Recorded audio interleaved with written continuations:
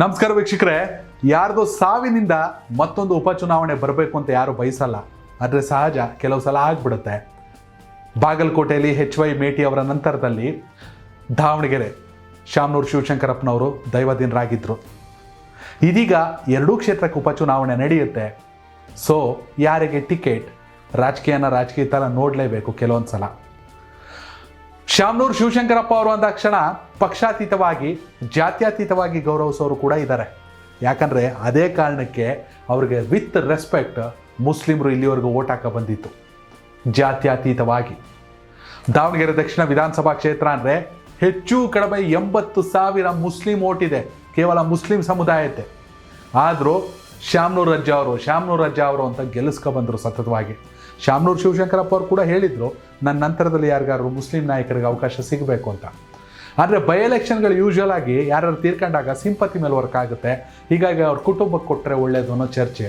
ಆದರೆ ದಾವಣಗೆರೆ ವಿಚಾರದಲ್ಲಿ ಹಾಗಾಗ್ತಾ ಇಲ್ಲ. ಶಾಮನೂರು ಶಿವಶಂಕರಪ್ಪ ಅವರ ಮೇಲಿನ ಗೌರವದಿಂದಾಗಿ ಇಲ್ಲಿವರೆಗೂ ಕೂಡ ಅಲ್ಪಸಂಖ್ಯಾತರು ದಾವಣಗೆರೆಯಲ್ಲಿ, ಎಸ್ಪೆಷಲಿ ಮುಸ್ಲಿಮರು, ಅವರು ಹೇಳಿದ್ಕೆಲ್ಲ ಎಸ್ ಅನ್ಕೊಂಡು ನಡ್ಕೊಂಡು ಸಾಗಿದ್ರು. ಆದರೆ ಈ ಚುನಾವಣೆಯಲ್ಲಿ ಮುಸಲ್ಮಾನರಿಗೆ ಟಿಕೆಟ್ ಸಿಗಲೇಬೇಕು ಅನ್ನೋ ಚರ್ಚೆ.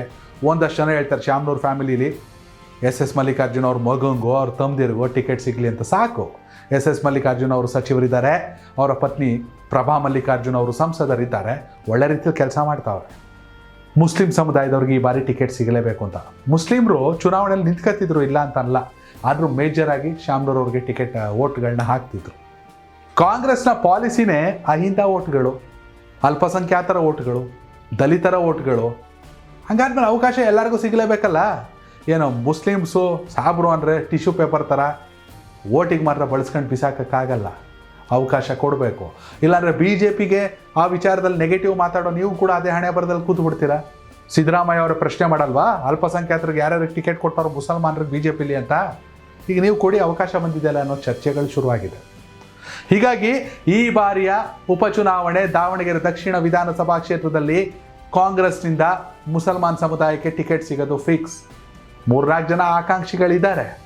ಅದರಲ್ಲೂ ಅತಿ ದೊಡ್ಡ ಮಟ್ಟದಲ್ಲಿ ಚರ್ಚೆ ಆಗ್ತಿರೋದು ಹೈಕಮಾಂಡಿಗೆ ಕ್ಲೋಸ್, ರಾಹುಲ್ ಗಾಂಧಿ ಕ್ಲೋಸ್, ಎಲ್ಲಕ್ಕಿಂತ ಹೆಚ್ಚಾಗಿ ಕಾಂಗ್ರೆಸ್ನ ರಾಷ್ಟ್ರೀಯ ಕಾರ್ಯದರ್ಶಿ, ನ್ಯಾಷನಲ್ ಸೆಕ್ರೆಟರಿ, ಪ್ರೆಸೆಂಟ್ ತೆಲಂಗಾಣ ರಾಜ್ಯದ ಜವಾಬ್ದಾರಿ.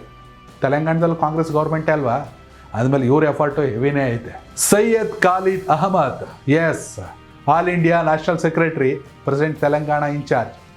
ಅಸ್ಸಾಮು, ಗೋವಾ, ಆಂಧ್ರ, ತೆಲಂಗಾಣ, ಕೇರಳ, ಹೆಚ್ಚು ಕಡಿಮೆ 10 ರಾಜ್ಯಗಳಲ್ಲಿ ತಮ್ಮ ಜವಾಬ್ದಾರಿಯನ್ನು ನಿಭಾಯಿಸಿದ್ದಾರೆ ಕಾಂಗ್ರೆಸ್ಗಾಗಿ.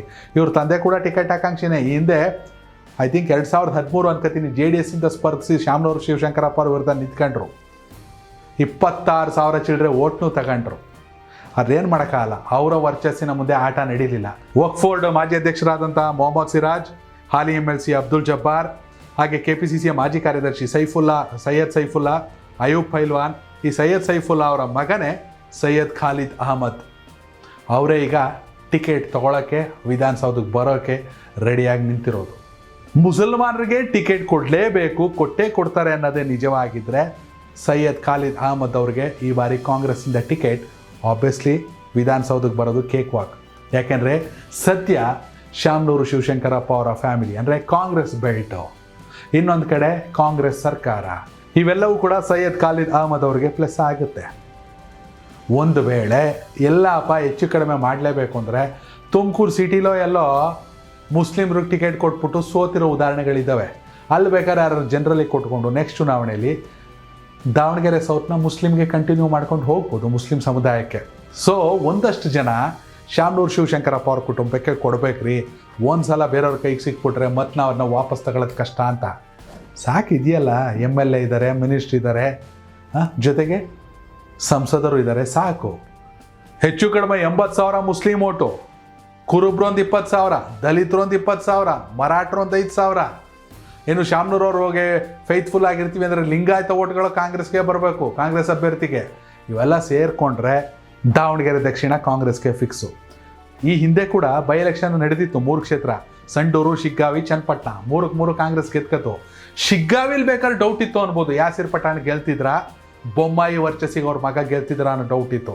ಆದರೆ ದಾವಣಗೆರೆ ದಕ್ಷಿಣದಲ್ಲಂತೂ ಫಿಕ್ಸ್. ಸೈಯದ್ ಖಾಲಿದ್ ಅಹಮದಿ ಕೊಟ್ಟರೆ ಕಾಂಗ್ರೆಸ್ನ ಸಂಖ್ಯೆ ಮತ್ತೊಂದು ಹೆಚ್ಚಾಗುತ್ತೆ.